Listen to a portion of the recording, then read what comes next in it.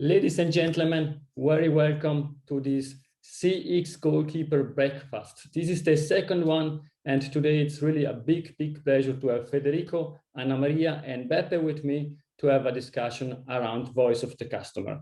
I know it's Saturday morning for everybody. Thank you very much for being here. I see the face of Federico is extremely happy to discuss on the Saturday morning. He didn't find out that it was on Saturday morning. He was thinking during the week.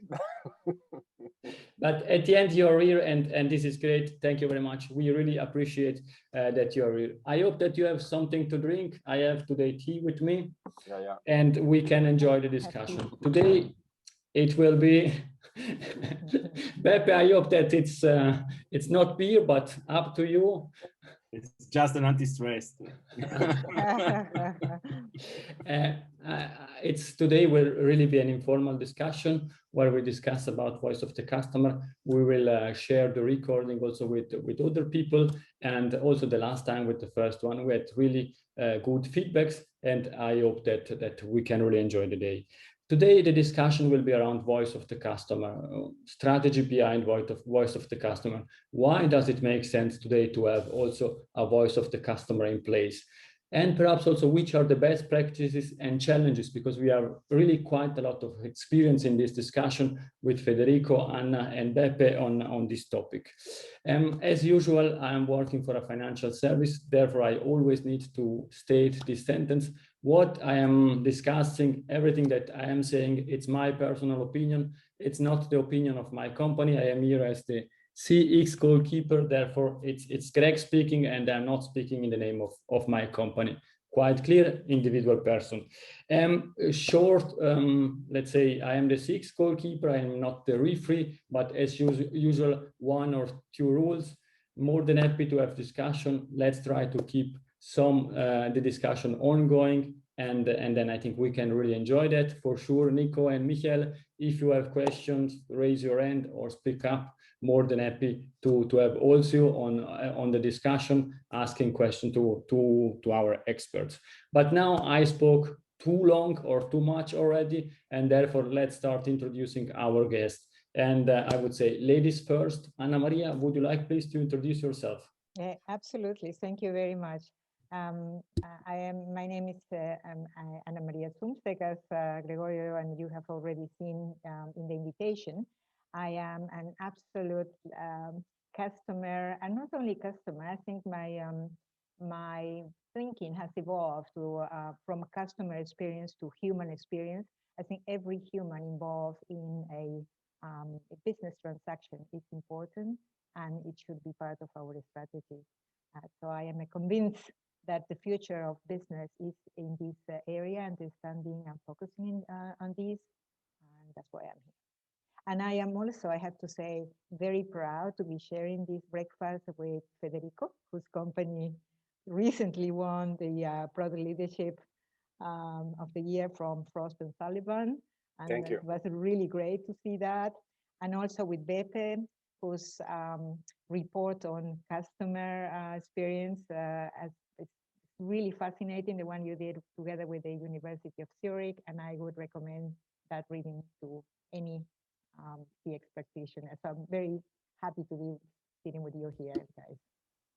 Thank you very much, Anna Maria. And now I have a big issue because I don't know to ask Beppe or Federico, but let's start with the guy who won the Champions League of the Voice of the Customer, or at least a big achievement, as Anna Maria said. Federico, could you please introduce yourself?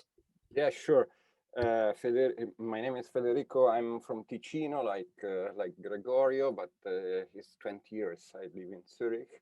I started in the customer experience world, I would say around 2004, when I was working for a infamous company in Switzerland, which was Cablecom at that time, was really in the line of fire, and always present at Kassensturz, but never for a positive thing. So my journey in customer experience started really, let's say, on the hard way.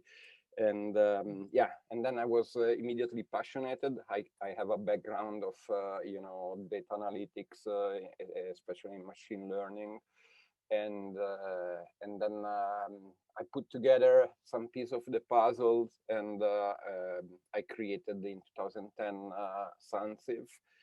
And yeah, it was good that we were awarded this year for this prize from Frost and Sullivan. It was a big surprise. What I'm saying is true, because Beppe can confirm, and also Anna Maria, because they met me, I think, several times in the past. And I remember when Beppe was working at Touring Club, and then suddenly he started his own company, and of course I admire and watching him, close, because yeah, first of all, he's Italian like me, and then he was so brave to start his own company, and I think very successful at the moment. So Beppe, go ahead. I pass the ball to you. But you are on mute. The quote of the 2020. Okay, now it's better. I said I'm blushing. Thank you very much, Federico. So I'm Beppe. I'm Italian, not from Ticino, so a true Italian. We are as well true Italian. In Ticino, you can say you are Italian now, so it's quite difficult to say that. But I'm also Swiss since I think 8 years, something like that. I'm 45, married, and I'm living in Bern since now 50 years, more or less 15 years since I came here in Switzerland. As Federico said, I worked in Switzerland for a couple of companies, like Federico started in the telco world, but for me it was Orange. So I started in loyalty.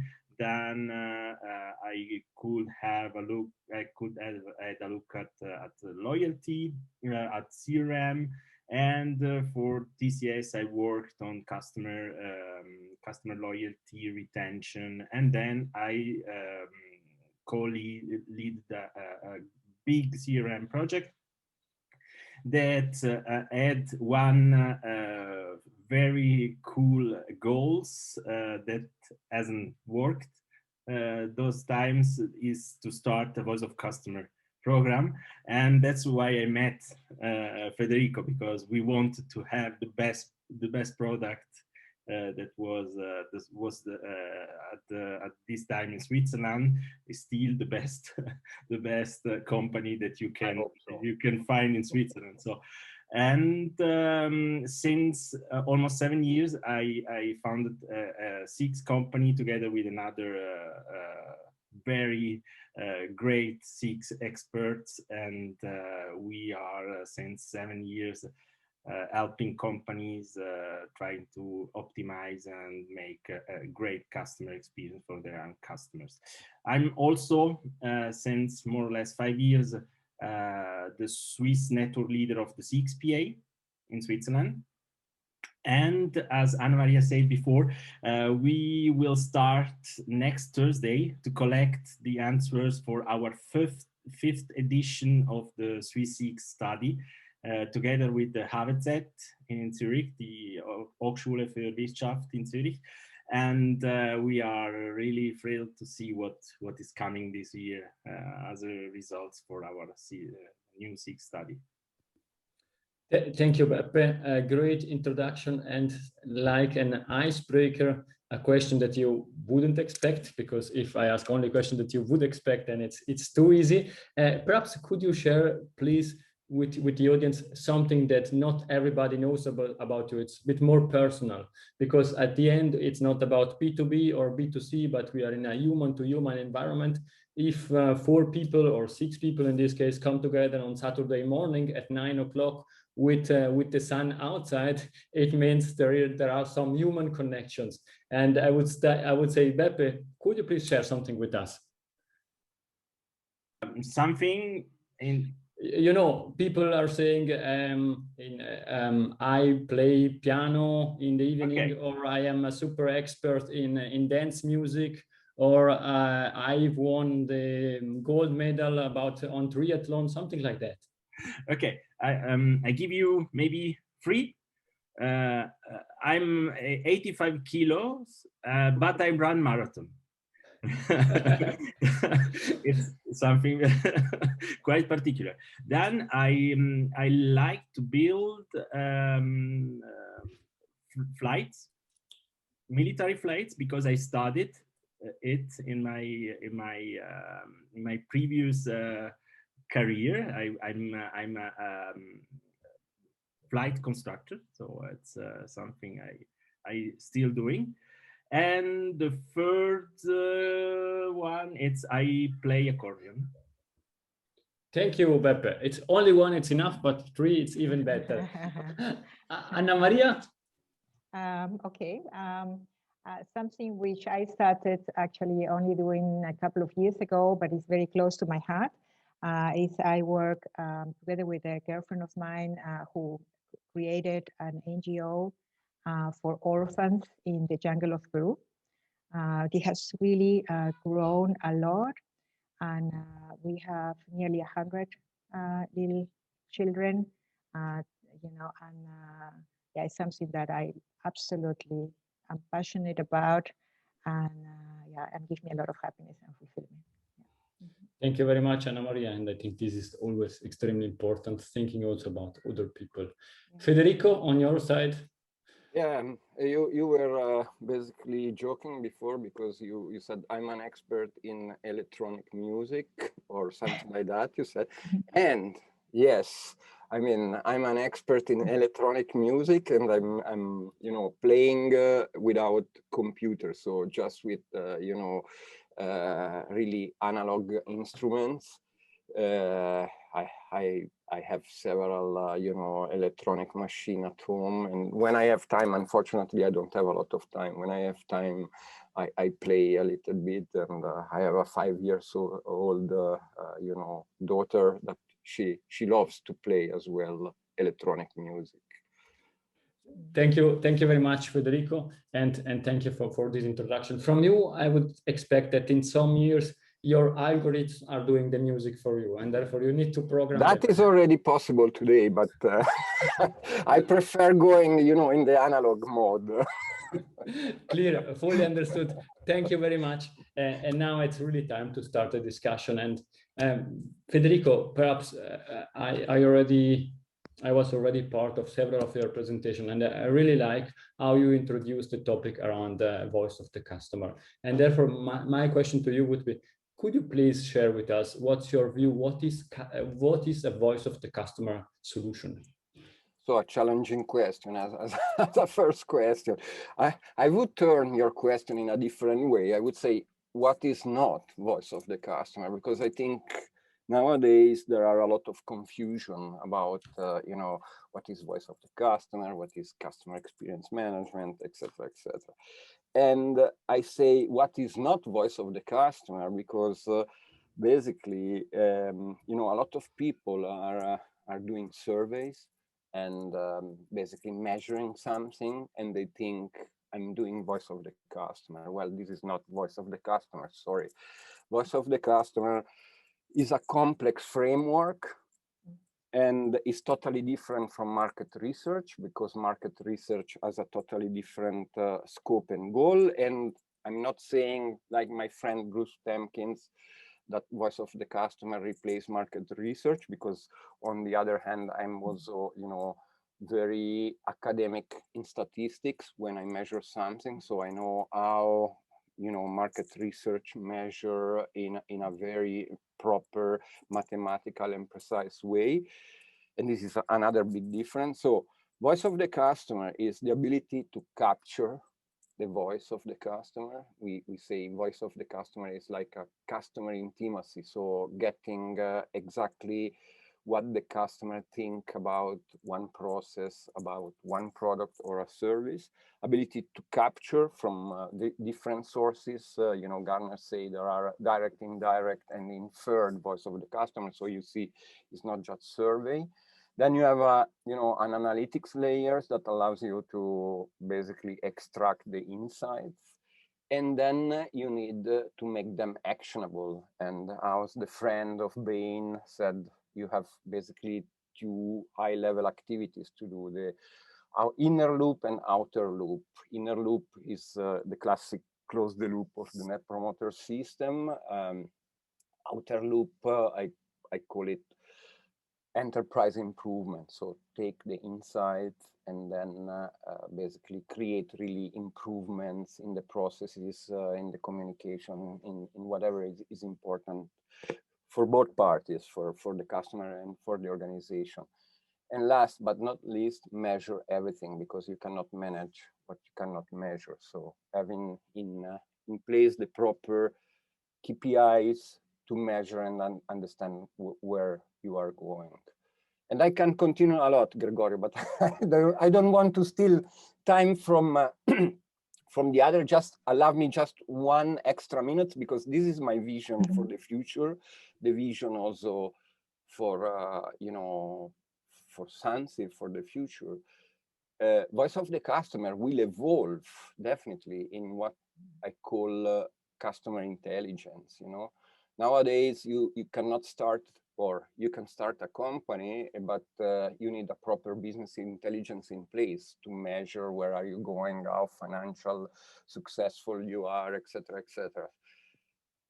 I think in the next 3 years, we'll see something similar happening from the customer point of view. So you need, let's say, the other 180 degrees missing in business intelligence. In business intelligence, usually you see the company inside out, while, you know, in customer intelligence or voice of the customer, you see things from outside in.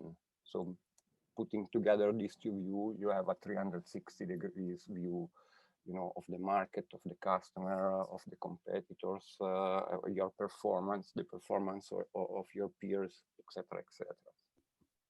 Thank you, Federico. I think we are done. I wish you a nice day. Sorry, guys, I didn't want to, you know, steal time from the other speakers, but you launched a very, you know, very challenging questions, and I think we need certain discipline to get the answer. I think it was really a great. Sorry, Beppe. You spoiled already. Yes. No. Federico, I think what you are saying, we fully agree, and therefore we are also here because it's about evolving. And I think we have companies that are starting, we have companies that are already mature, and our companies that are looking forward. And Beppe, if you want to say something or something like that, as you did, more than happy, because it should be a discussion. It's not only Greg asking questions, but it's a discussion. And perhaps also to steer a bit the discussion, Anna Maria, we had already 2 interesting podcasts around voice of the customer, NPS, and so on. I'm not asking you which what we need to measure exactly, but I think I would like to understand your view on what Federico said, because he said about understanding the customer, and quite a lot of C-levels are really focused on the numbers. We need to hit the numbers, and we need to go from X to Z. And this is what we need to achieve if you're speaking, for example, on the NPS. Or if you're speaking on the first context resolution, we need to improve our context resolution by 10 basis points. What's your view on really the feedback of the customer? You know, I see the whole thing very much like Federico. I see this as a part of a framework. You know, to make an analogy, and it's an analogy I really like to make. For me, it's like if you want to grow a big tree. You know, you need water, you need good soil, you need sunlight. You know, to me, those are, you need the voice of the customer, you need voice of the employees, and you also, you know, if you interact through intermediaries, you also need to know what your intermediaries think about you. Because if you don't see the entire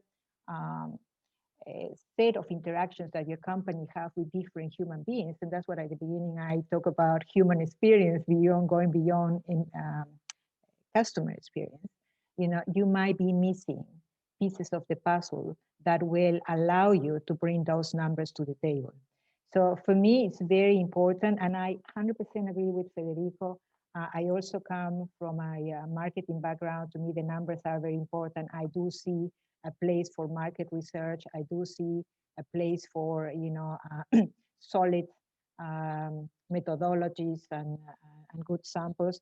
But to me, the most important thing is having that holistic view and, you know, and addressing the problems in a holistic manner as well, in order to ensure that the financials are also positive at the end. So that would be my point of view. Mm-hmm. Thank you, Anna. Mm-hmm. And perhaps going to Beppe, you are, let's say, the consultant among us, and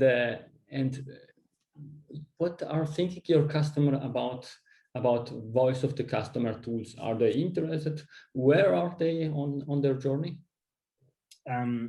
Listen, Federico had said something before, very true. He said some companies start just a survey and they think they're doing voice of customer. It happens to me that we started in 2019-20, so at the end of 19 and beginning of 22 similar projects with two different companies. One happened to be a common customer that we have with Federico, and both companies have just one goal: started a survey to measure the NPS. And the only goal that they had with this action is to know the NPS figure. That's it. So we come in and say, okay, NPS, it's an important KPI. I won't say any different. Also, if I'm not a big fan, we can start a discussion about that. It will be a long discussion. But... Very long discussion, yeah.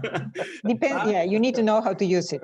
Exactly. It can be extremely powerful, but you need to know what is behind it. Exactly. Yeah. And they say, what would you like to reach once you know these figures? What is your goal behind the knowledge of +7 or -5? What is your true goal? And both companies hadn't one, so they started the process just to know how the NPS look like, but this was already all they thinking about voice of customer. So it was a long journey to bring them to the point to think to understand that measuring something without using it, it's useless. Just to know, but don't do anything about it, it's useless. Asking a feedback to your customer and don't react to this feedback is useless. It's a waste of money.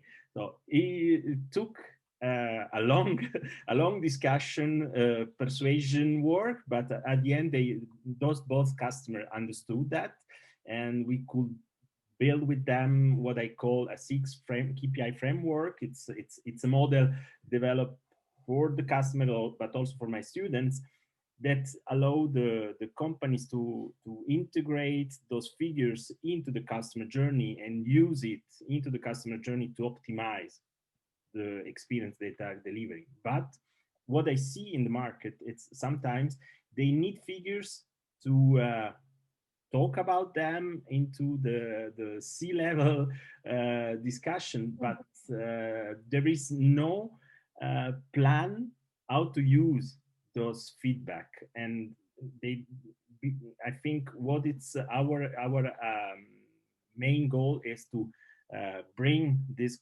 comprehension to the companies in Switzerland. Voice of customer, it's a piece, very important piece into the experience you are delivering and help you to optimize this experience.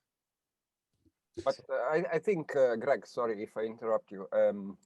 You and Beppe brought in a very important point, because when you were asking the question to Anna Maria, there was a kind of, let's say, in between the line message that you said, okay, the C-level are completely disconnected from the reality of a real voice of the customer, projects, and they are mainly interested probably just in measuring NPS because it is extremely popular. And then there is also, the answer from Beppe that basically consider the maturity of the different companies. And as he said, we met together some companies that have extreme low maturity, just interested to measure NPS, and then they don't understand what to do.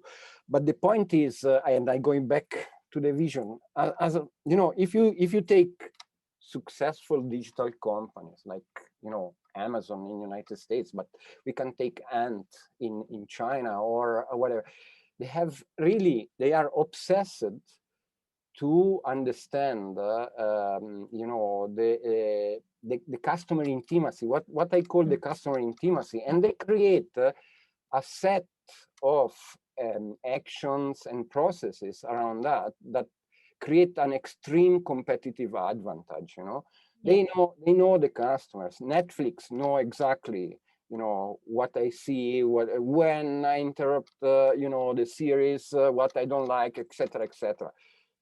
And these will become the standard in the future. The C-level needs to understand these. If you don't build this competitive advantage, you will be behind. And this is extremely important to build a solid framework to really create the customer intimacy at one-to-one level, and not just for marketing, for everything, for IT, for finance, as Anna Maria said. For product development. Product development. We need really, in order to succeed and create a competitive advantage, we need to build a solid framework. I call it customer intelligence because that, in my opinion, is the way we have to go. But definitely starting from voice of the customer, at least, to try to understand the client and react. As Beppe said before, create actions. Don't stay there just to measure and to show my NPS on the wall of the cafeterias. Really do something and empower the customer, create a better customer relation. Yeah, I 100% agree with you guys. I think that if you only use voice of the customer to try to understand how the customer relates to your services, it's like having a Rolls Royce in the garage and going around with your trottinette, because it's only one piece of the puzzle. And the most important piece to me is build a relationship, really know what is important to your customer. I remember a couple of years ago, I believe Federico, you had a post on LinkedIn quoting an airline that it wasn't a cheap airline, was a commercial airline, and they decided to start charging for a meal and go with cheaper prices, and that didn't work. And I remember you highlighting the fact that they did not really think about the customer, and that's what I think is important. What drives your customer to your company? Who is the customer? What are the reasons why he's with you? Is it because of the price? Is it because of the product? Is it because they like to relate to your brand? And those things are well beyond, will you recommend us after talking with us on the phone? Where you serve properly today. So they are well beyond that. They are, service is very important, but it's a piece of the puzzle. So that's why I am really very keen on, building a ecosystem of driving towards customer intimacy. Yeah, I think that's a really good word.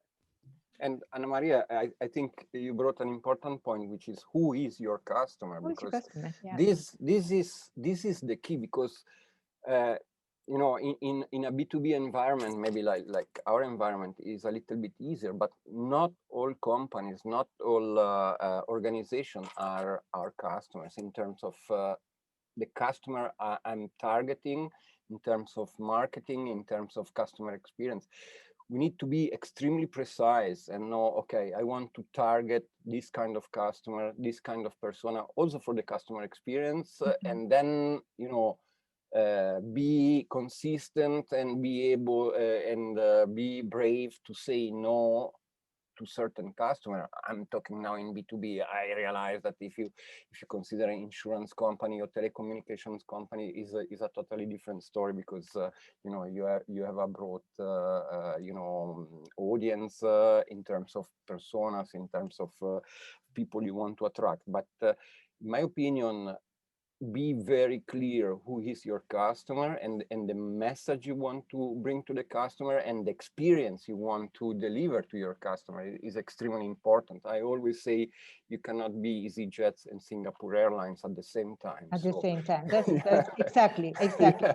No, I 100% agree with you there. And also, you know, I think that as companies, we interact with different, I mean, you know, you well said, in the insurance industry, we have different customer segments, we have different type of products, services, different type of needs, and different type of customers. So that's not to say that as a company, you cannot play different roles with your different stakeholders. But the clearer you have that role, I mean, we as human beings, you know, we are a different person as a parent, as a friend, as a partner, as a team player, you know, in the field. So I think the more you understand what is the relationship, how are you linked to those different players, and what is the expectation, and how you fulfill that expectation, how do you strengthen that relationship, the better position you are for success. Thank you, Anna Maria. I fully agree, and I love how we are having this discussion, because it's not me asking questions, but it started to really boil and come into really interesting outcomes. I'm aware of time, and perhaps, let's say, it's not mid of the time, we are a bit further, but Nico, Michael, do you have any questions, any thoughts that you would like to share with us? So first of all, thank you for organizing this. It was a very great discussion so far, very insightful. And I mean, honestly, of course, I have to agree with everything you say, because it just makes sense. And this is what we, and I'm coming from a technology product as well, are preaching to our customers day in and day out when it comes to what is customer experience and what is the voice of the customer. And that measuring a number is just the very beginning of your journey to become a more customer-centric organization. So I 1000% agree with everything you say. What I find interesting is that more and more organizations, and this is more to the point of Anna, are now more looking at employee experience as another piece of the puzzle, right? Linking customer experiences and employee experiences, and seeing how these two complement each other and how they influence each other. I think that's where the more mature organizations are going these days. Thank you very much, Michael. And I hope that you solved your issue with IKEA, because there is a LinkedIn post that it's fine through LinkedIn. Yeah, I have plenty of stories, but yeah, that was the one that bugged me the most recently. Yeah, but it's solved. We're getting there. Let's put it that way. Perfect. We're getting there. Thank you, Michael. Nico, any thoughts from your side? If you want, you don't need, but if you want to share something with us, more than happy. Thank you very much. At this moment, no, I have no thoughts I will share.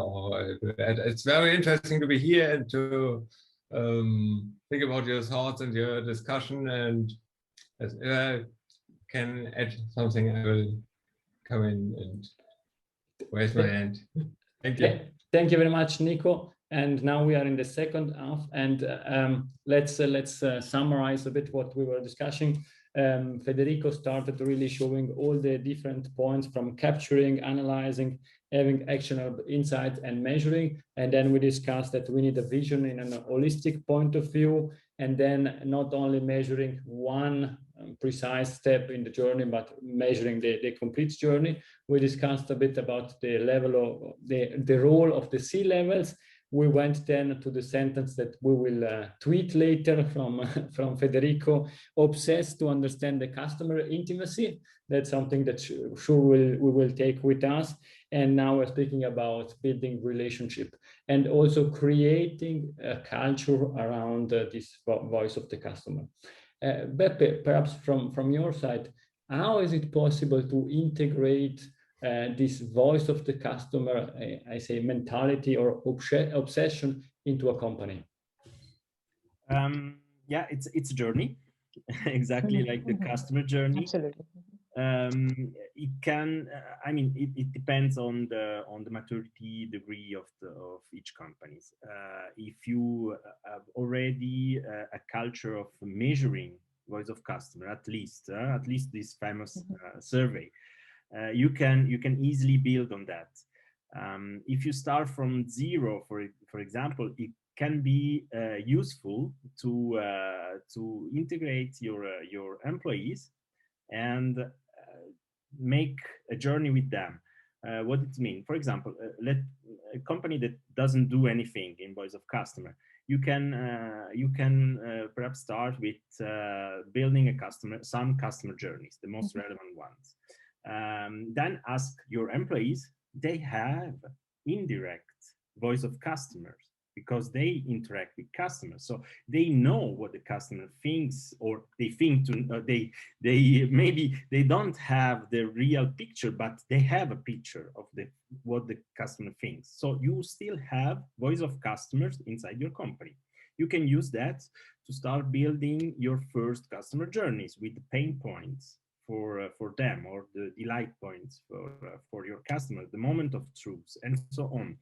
And then once you have done this first step, you can start asking directly your customers what they think about the moment of truth you identify. Maybe they are not moment of truth for the customers, or maybe they are. You can confirm them. Maybe some pain points are not pain points for the customers. Maybe they are. So thanks to the direct voice of customer, you can confirm some of your ideas.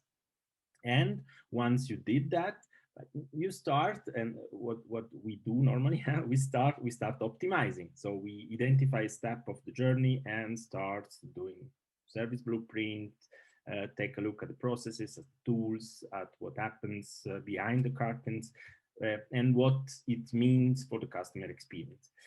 A first step that has a big impact into the internal culture is to involve your employees and saying, hey, guys, you know what the customer are thinking. You are important to us. You are important to the customer experience because you have contact and interaction. Empower them, give them the chance to share what they know. It's the very first big step into building a customer centricity culture into the company. It's what I think. It's one easy step, but it's a very powerful one. And it's a very important one, Beppe. And if you talked as a CEO of a company, would be perfect. Unfortunately, the majority of the time, let's say the push towards customer centricity is not done properly at leadership level. As we said at the beginning of the call, sometimes they are just interested to have the NPS number, but not really, to create a customer-centric organization. And I have to say, one of the best example I had, in these 11 years of different projects was Fastweb in Italy, where really the CEO was pushing and he even changed all the work title of people, putting something about customer experience or customer, and that was a very successful project. But not having, for what you said, not having the proper leadership sponsorship in place, it becomes really a very hard task to do or to complete, because top works, but from the bottom doesn't work. Yeah. Well, actually, I absolutely agree, and I have experienced that as well. I think that with CX is a CEO responsibility. If you really want to take it forward, it has to have the highest level of sponsorship. At Zurich, we saw that when we put the customer experience as part of the CEO rewards program. It was a game changer. it was a little bit of a push game changer, but I think it took us some time to educate people. So I see for us, CS practitioners, educating people is a very big role that we should absolutely take very seriously, you know, because there is so much within what we do for companies, for sustainability, for even mental health, you know, of employees, for loyalty, for so many things that I really think that we have a responsibility in educating people, and especially C-level people. Yeah. And this, I think, is a very important topic. Means you know, be able to engage. Let me call it the workforce. So all the people in the organization really thinking about you know, customer experience, and is also, you know, one of the reasons why you know, customer experience or voice of the customer projects fail, because there is not enough engagement, there is not enough you know, push in the culture of the company. And you know, as Michael said before, also, you know, the employee experience become extremely important. In a way, everything can be you know, organized, and you know, we have repeatable behaviors from the employees, and scalable behaviors, in a way that the customer experience is basically delivered always at a certain level of quality. And this, in my opinion, becomes also a challenging for the future.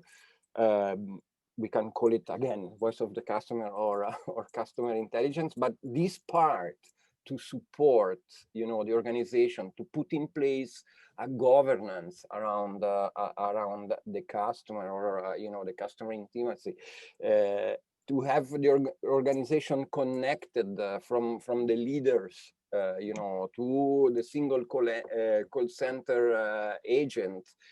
It will become extremely important, because this communication, this leadership to show, you know, where we want to go in terms of customer intimacy, etc., will be a key in the future. And today is one of the reasons that those kind of projects are failing, you know. Yeah, sorry, go ahead. Now, I said, to me, you know, customer experience, to be successful, need to be cross-functional on the first place, and congruent, because it cannot be that on the one side you are saying, you know, oh yeah, we are totally customer-centric, but then you tell your call center employees that they are not allowed to have more than 5 minutes per call. You know, so you need to be congruent on what you do, and drive things together. And raise awareness that, to me, you know, if you are sitting behind a desk, you don't see a customer, but you're writing invoices, you are servicing the customer. It is very important that you write that invoice properly, that you send it on time, that there is no mistakes in it. You are a customer agent. You are, you know, a voice of your company. So I think, to me, that's what is so important, to make the initiative really multifunctional and educate everyone in the company and involve everyone in the company and build that spirit around the customer. Yes, I think what you're saying is key, and Michael, you can add what you would like to add. Yes, I think one of the things around the engagement is also that you make this feedback you get from customers available again to all the employees, right? Not just the management or on team lead, but basically democratizing the feedback to everyone, right? And another thing that we see is a lot is giving recognition, right? Really giving the feedback and literally closing the loop from management to the employees, saying, hey, you did a great job with this customer. Look what they said about you, what they wrote about you. I think this is a very powerful thing as well. And there's just one small anecdote I wanted to add on to the C-level engagement. So the CEO of Generali was famously has famously said that there are 3 things he's looking at every day in the morning. Number 1 is like the stock price of Generali. Number 2 is his emails. And number 3, he's looking at a curated list of customer feedback that has arrived within the last 24 hours. That's very powerful, right? So if you have the CEO looking at customer feedback every single day, and then also reacting on it, tapping on the shoulder of his managers or his employees, this gives a lot of engagement within an organization. And just wanted to share that with you. Thank you very much, Michael. I think this is really, really important, and also discussing or trying to summarize what we're discussing. I fully agree with you. We need, and it's required, to have top management support in order to really continue in this customer-centric transformation. It's a voice of the customer, or it's something different. However, I think that the ownership of customer experience is everybody's in the company's owning customer experience, and everybody needs to add one piece of the puzzle in order to achieve what want to be achieved. And for sure, it is important that top management gives the view and the vision and everything what you said, lead by example and all this topic. But at the end, exactly what Anna Maria said is, then the invoice, the letter is written by an agent and a simple employee using this word, and this employee needs to have the passion for the customer in order to continue. But the recognition too, you know, I think recognition, what Michael just said before, is super important. Exactly, and this is what I also saw. It's sharing the feedbacks. Also, what we did in our company, this is public available information, is that we took the customer feedbacks, positive and negative. We printed them and put them into our company, and everybody was seeing these feedbacks, and it really started to change a bit the mindset about what customers are speaking about us. And what are the relevant topics. Being aware of the time, I want the last bomb to explode. Federico, question to you: is it really necessary to measure customer or to ask the customer feedback? Do we don't have enough data that we could work with the data without asking, are you happy? Because we know you are not happy. Why should I ask you if you're not, that if you are happy or not, if you should know about that? We see tools that are able to now measure digital empathy and so on. What's your view on that? Okay, you have different questions in your single question. So let me start from the beginning. You said it's really necessary to ask a feedback to your client, and then I go back to why I started my company. You know, I come from artificial intelligence, so I should be on the other side and say, hey, you don't need to ask anything to your customers because you can get everything from your data. And you know, when I was presenting my company, I always said, you know, I'm a country boy from the Swiss Alps, and I'm also a little bit nuts. So why, you know, when I meet you in the street, I don't watch you and say, okay, today, you know, Greg has the black hat and the white hemd, so probably he feel good, you know. I come to you and I ask you, hey, Greg, how are you, you know? and when I was, you know, before building my propensity to buy, churn risk models, etc., I always started from the data, from, you know, the data we had inside.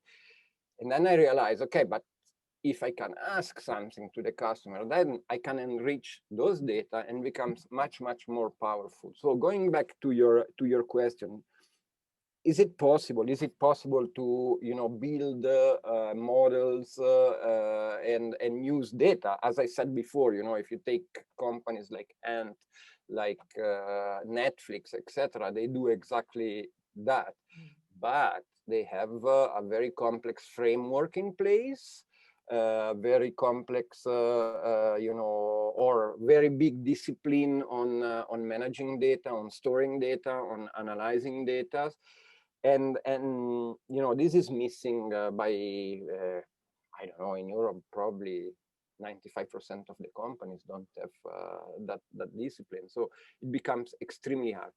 Never mind if you go in Netflix, if you go in WhatsApp, if you go everywhere, they always ask you. Even Google, it asks you, okay, how was this call today? And if you answer 1 star, they ask you why, or they offer you some, you know, potential answers. So never underestimate the feedback of the customer. I would say you cannot be extreme and say, okay, I do everything just using the data, or I do everything just using the feedback. But you have, you know, to find the right threshold to do that. Thank you very much, Federico. I think that was something that your answer, it was what I was expecting, because at the end, it's really what you're saying. The epic reg, it's not the same as the unepic reg, and there are so many factors influencing how and why I am interacting with the company, and therefore it's quite clear. Being aware of time and looking that we still have only 5 minutes, I would like to conclude, and again going through these 3 brilliant speakers that we had today, starting with Peppe. The question that I have for to close this discussion is, we discussed about voice of the customer, the importance of feedback, C-levels, employees, employee experience. Linked to this topic, what is the for you, what you are working on that it's really relevant for the topic that we are discussing, and you think that will make the difference in future? Yeah, it's a good point. I think the most important thing I try to bring to my customer is what Federico said before. The mix between quantitative feedbacks, qualitative feedbacks, data inside the company, and the big pictures, the customer journey. This mix and the right balance between those elements is, for me, one topic that make the difference between a successful SIX program and a not successful SIX program. Thank you very much, Peppe. And the same question to Anna Maria. Sorry, can you repeat again? Sure. We discussed quite a lot about the different topics on voice of the customer. Mm-hmm. What is, from your point of view, the one piece that really makes the difference? For me, the one point that makes the difference is truly understanding what you are doing. You know, so what do you want to achieve, and what is that you need to do or understand in order to achieve that, you know, and of course there are many different components to this, and you can start definitely with, you know, focusing on, or you should start focusing on the customer piece, but that piece, without a clear, the cases we were mentioning before, without a clear understanding, is that it's not about a score, you know, it's not about moving a score, but really what is behind that score and how that understanding of the underlying factors that can help us to move the business forward that are important. So I really stick with education and getting a common ground on what we are really trying to do here. Thank you very much, Anna Maria. And the same question to Federico, what is really making the difference? Please don't say your product, because that's, we know. No, you know, I'm a bad salesman, so I would been, no, I think I get a very important learning this morning from Michael, because he was putting a label on something I was thinking, because I'm working on, you know, on our product vision for the next 36 months, and I would say democratization. This is really a very important point. So, and democratization encompass a lot, encompass the fact that you have, you know, a constitution in place, so a governance, you have leaderships, you have, as Michael said, and also I love this, the possibility to communicate, so the possibility to do elections in a certain point of view. So for the organization becomes so, you know, organized on a certain extent around a specific governance, and giving also, you know, the power to the employees and to work together to have a proper communications, it becomes extremely important, especially for the future. I love this democratization, Michael. I will use it in my product vision if you don't basically have a royalty on that one. I probably need to talk to our product managers, but I think it's fine. Thank you very much, Federico. I think it was really an outstanding discussion. I am very aware of timing. It's 10 o'clock, and therefore only to conclude, thank you very much for the great discussion. Anna Maria, Beppe, Federico, but also to Michael, Nico, and Lawrence for having this discussion. It was a big pleasure.